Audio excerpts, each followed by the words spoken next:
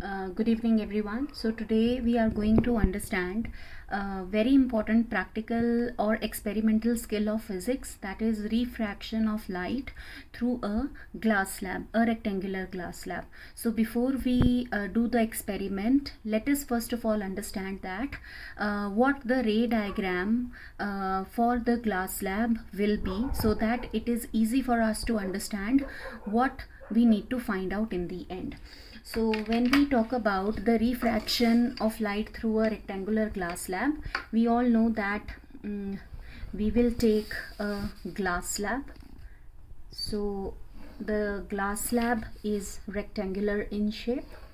We are going to take a slab and let us label the glass slab as A, B, C and D.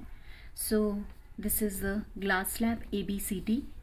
So glass slab, then the second medium that is present above the glass slab is air, and below the glass slab the medium is again air. Now if we compare air and glass slab, so air is optically rarer medium. So it is a medium in which the speed of light is more, and glass on the other hand, as compared to air, is optically denser medium. The speed of light is less in glass as compared to air. So again we have air, so this is again optically rarer medium. So this is about the mediums that we have. Now AB, we all can see, it is a boundary or separation between the air and the glass.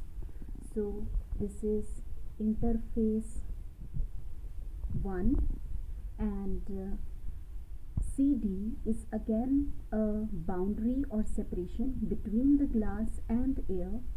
So this is the interface 2.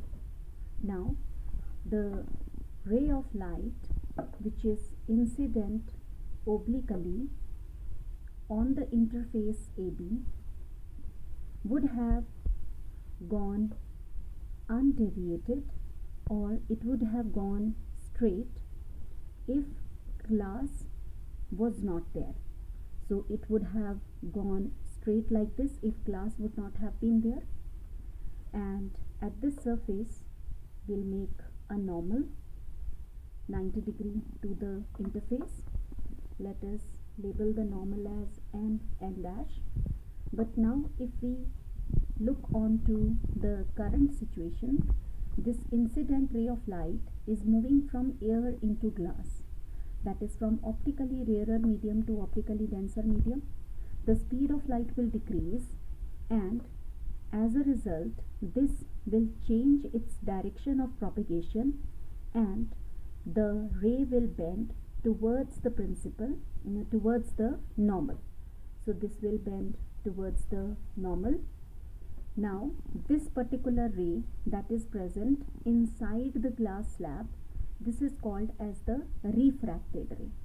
Now the refracted ray will fall on the second interface. We need to make, this is at this point, this is our point of incidence O. Now at this point we'll make another normal, the second normal.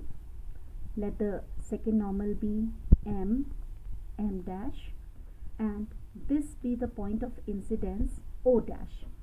So O is the point of incidence to the interface AB, and O dash is the point of interface on the is the point of incidence on the interface CD.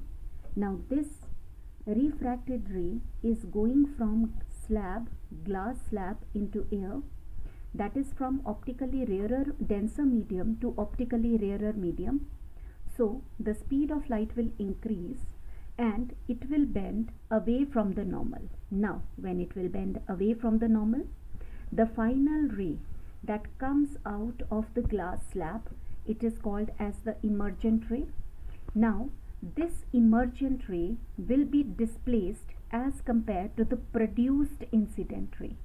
This is called as lateral displacement, which is denoted by small d, and the angle of incidence, this is the incident ray, and the normal, we get the angle of incidence.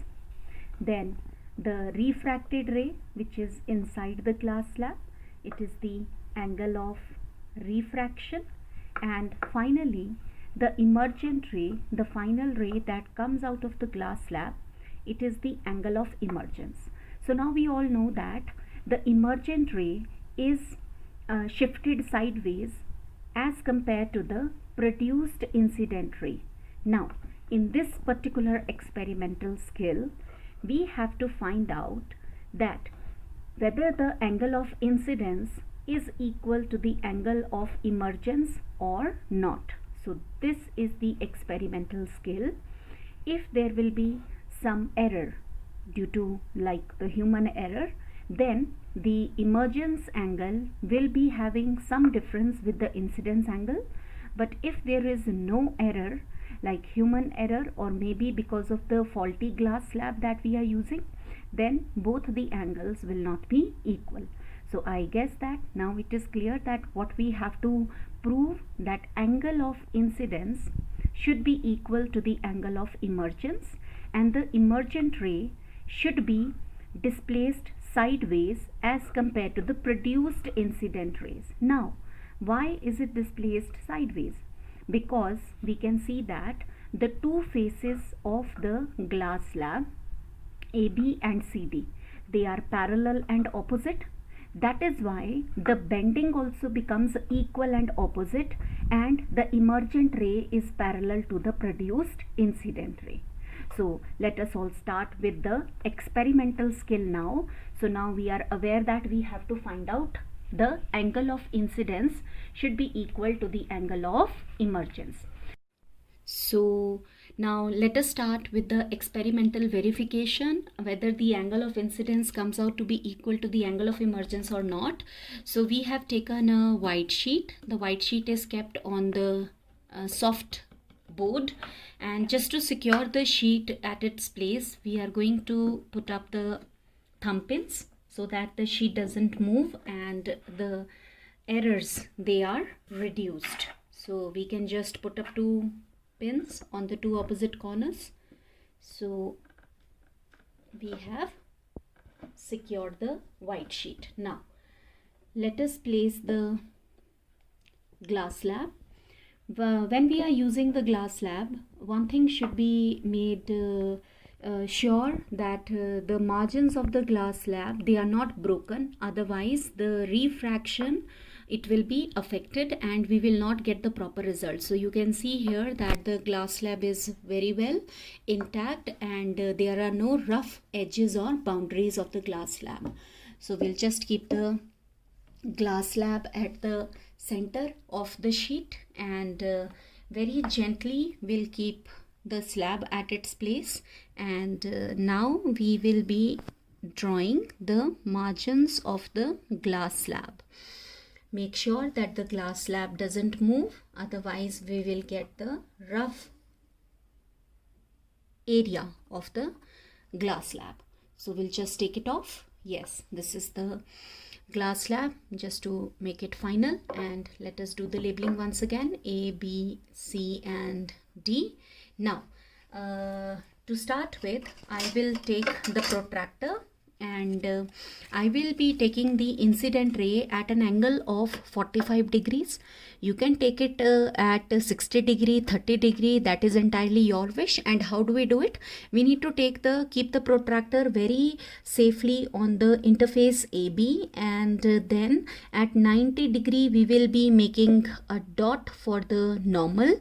And like I told you, I'll be taking the angle of the incident ray at an angle of 45 degrees. So see, this is my 10 degree, 20, 30, 40, and here it will come out to be 45 degrees. So I have put up two dots. Now we need to just connect the two lines to find out the angle, and where we will be doing it. So this is how we will be coming across. See, this is the normal, so I will be drawing the normal and the incident ray.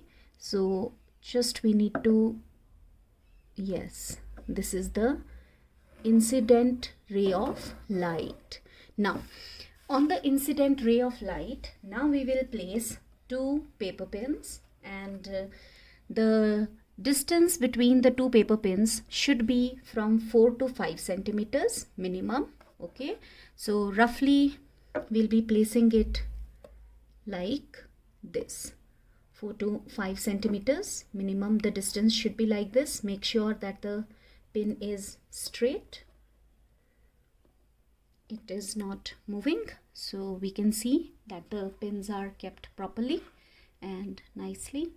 Now we need to place the slab again, and very carefully place it exactly on the boundaries, not outside, otherwise the result will be affected. Now this step is very important. We need to see the slab or the pins from the other side. Okay, so just see the pins from the other side. Right now we can see the two pins. Okay, we are able to see the two pins. Now slowly we are going to move. Can you see the two pins through the slab, not above? The two pins, they are coming close, and yes, tell me, is this the point where we are able to see just one pin? Yes, we are able to see just one pin. Don't see above the slab, through the slab. See, I'll just tell you. Can you see two pins? Right, and just like this, there will be a point that we see only one pin through the slab. Now we need to be focused over here, and just on this line through the slab we will place the other two pins now. So let me just put up the two pins from here.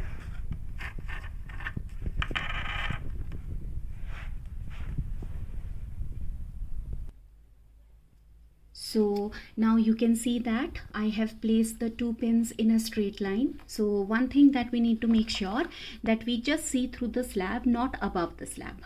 Now our work is done. So what we will do, first of all, we will remove the slab. We don't need it now. We will remove these two pins, and we will remove these two pins as well. So we can see that we are getting two dots for the places where we kept the pins. Now just joining the two dots where we kept the pins, we will draw this emergent ray. Okay, and we all know this is the place for the second normal, and let us do the labeling also. N dash, M dash, this was the incident ray, this is now the emergent ray, and this is the point of incidence O, this is the point of incidence O dash on the interface CD. Now just connect these 2 points here, right, and join these two, so we'll get a diagram like this. And now comes the very important part, that this is the glass slab. Okay, this is the glass slab, this is air and again air, and how this incident ray would have gone if the glass slab was not there. So we all know that it would have gone straight. So but since it is all that we are, it is virtual, we are imagining it. So see, can we see, and is the emergent ray coming out to be parallel to the produced incident ray? Yes. And is it displaced also sideways, the emergent ray? Yes. And this distance is called as lateral displacement. This is the angle of incidence between the incident ray and the normal, and this ray which is inside the glass slab, it is the refracted ray, and the angle between this will be the angle of refraction, and finally this is the emergent ray, and this angle is the angle of emergence. Now let us do the most important thing, that is to find out the angle of the incidence and the angle of emergence. So we will keep it like this, and let us find out the angle of emergence. So if we can see it very nicely, the angle of emergence is 45, right? So we all can see that it is angle of incidence is 45 degrees, because we have taken it to be 45 degrees. And now let us keep it here and find out the angle of emergence. So make sure that the points are coinciding very nicely, and yes, just focus on this. And if you see here, so the angle over here is again coming out to be 45. Just have a look. See, this is 10, 20, 30, 40, and can you see this is 45 degrees. So the angle of emergence is also 45 degrees. So this is how the experimental skill is to be done. And always remember that angle of refraction will be lesser than the angle of incidence and the angle of emergence. Let us do that also. So let us find out that what is the angle of refraction in this case. So the angle of refraction, just focus and see, this is 10, 20, 30, and not proper 30, it is coming out to be 29 degrees approximately. So this is how this experimental skill is to be done. You can take any angle, but remember, without any error, the angle of incidence and emergence will be 45 degree, and the emergent ray will be displaced sideways as compared to the produced incident ray.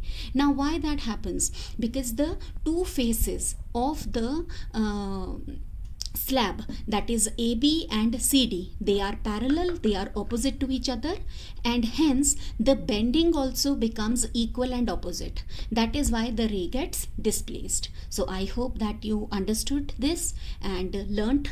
Let us hope that you will be able to do it now. Thank you.